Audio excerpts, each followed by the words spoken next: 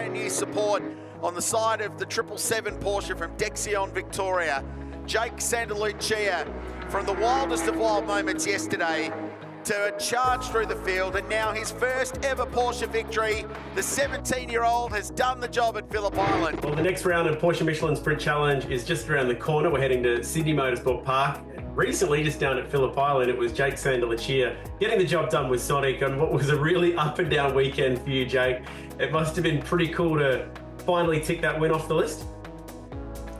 Yeah, well, it's been something I've been working on all last year, and probably had the pace last year to get up there, but just didn't put it together. And I feel like, whilst round one was up and down, we worked really hard in the off season to try and execute my pace a bit better, and I think we did a really good job. Started off with qualifying, obviously we were quite fast. Revs rise, the magic 6-cylinder Porsches. Good start by Santalucia. The Dexion entry gets gripped up and away he goes. He's got the run down into turn one for the first time. That is all experience from Jake Santalucia in the Sonic 777 car. Second year in the championship, launched to perfection from the outside of the front row and drove the car down towards turn one.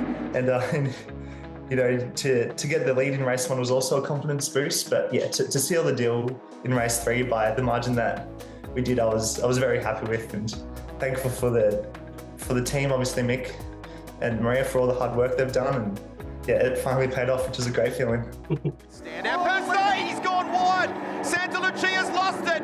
Was comfortably in the lead, out of Siberia. The run up to Lukey Heights, that got wild, keeps it off the fence, but waves goodbye to the lead in the process. Greenbridge in the front now. How disappointed were you after the first race, and how did you go about learning and using that level of disappointment to come back to pull off the great comeback that you ultimately led to? I actually wasn't too disappointed, because I knew one that I had the pace, and also came back through the field a bit in that first race after recovering, so wrapped my head around what happened there.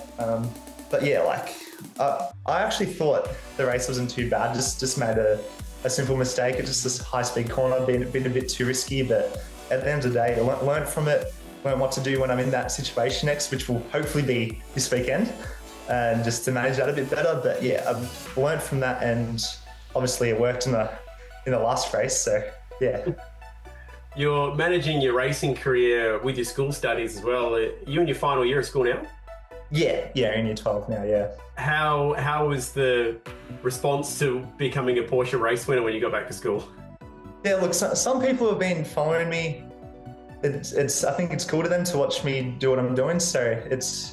But some other people, I think everyone's just focused on their own career. So some people acknowledge it, some don't. The school acknowledges it well, because at the end of the day, I'm one of their students. So I think it'd be stupid not to. And they might get more young drivers or just young athletes to go through the school.